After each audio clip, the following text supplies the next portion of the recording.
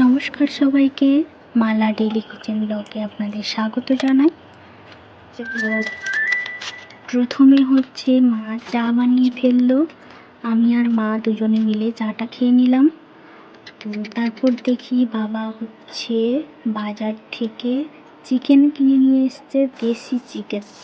তো আজকে মা বানাবে মাংসের ঝোল। তো পুরো রেসিপিটা আপনাদেরকে দেখাবো কিভাবে আমার মা বানায়। তো আমিও মার হাতে হাতে একটু কাজটা সেরে দিলাম।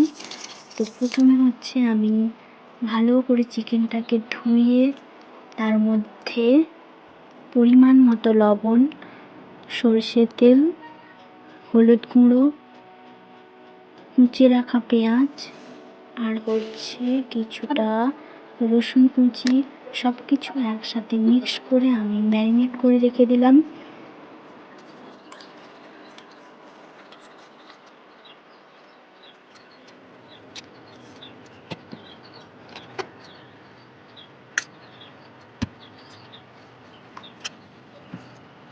তো তারপর হচ্ছে মা উনুন ধরিয়ে উনুনের মধ্যে কড়াইটা বসিয়ে দিল, দিয়ে তেল গরম করে আলু ভেজে নিলে ভালো করে। আমরা যেহেতু বাঙালি, তো আমাদের চিকেনের মধ্যে আলু না থাকলে ঠিক খাবারটা ঠিক জমে না। তো তারপর দেখুন মা হচ্ছে কষিয়ে নেওয়ার পর আলুগুলো ওই তেলের মধ্যে প্রথমে হচ্ছে চিনি একটু দিয়ে দিল।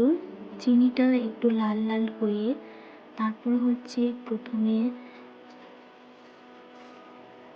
কিছুটা জিরে দিয়ে দিল তেলের মধ্যে। তারপর হচ্ছে আগে থেকে যে পেঁয়াজ কুচিগুলো ছিল ওইগুলো সব দিয়ে দিল, দিয়ে খানিকক্ষণ নাড়াচাড়া করার পর ওর মধ্যে আদা বাটা দিয়ে দিল, রসুনের বাটা দিয়ে দিল, দিয়ে আগে থেকে গুঁড়িয়ে রাখা ছিল জলের মধ্যে পরিমাণ মতো হলুদ আর ঝাল লঙ্কার গুঁড়ি। তো যে যেমন ঝাল খেতে ভালোবাসেন তেমন দেবেন। তো মা হচ্ছে ওইগুলো সব কিছু দিয়ে হালকা নেড়ে চেড়ে তেলটা মরে এলে তারপরে যে ম্যারিনেট করা মাংসগুলো আগে থেকে রাখা ছিল ওইগুলো হচ্ছে কড়াইয়ের মধ্যে মা দিয়ে দিল। তারপর ভালো করে কষাতে লাগলো। আর হ্যাঁ, টমেটো কুচিও আগে থেকে মা কেটে রেখেছিল, ওইটা দিয়ে দিল।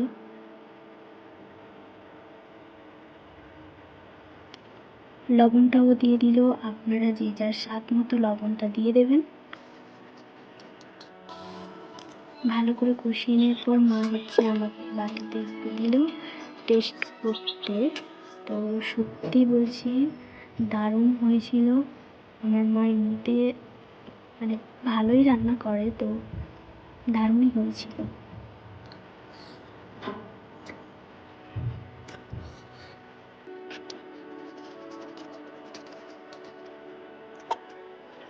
আজকে হচ্ছে এই পর্যন্ত, দেখা হচ্ছে নেক্সট ভিডিওতে। ভালো থাকবেন সবাই, আর প্লিজ চ্যানেলটিকে সাবস্ক্রাইব করবেন।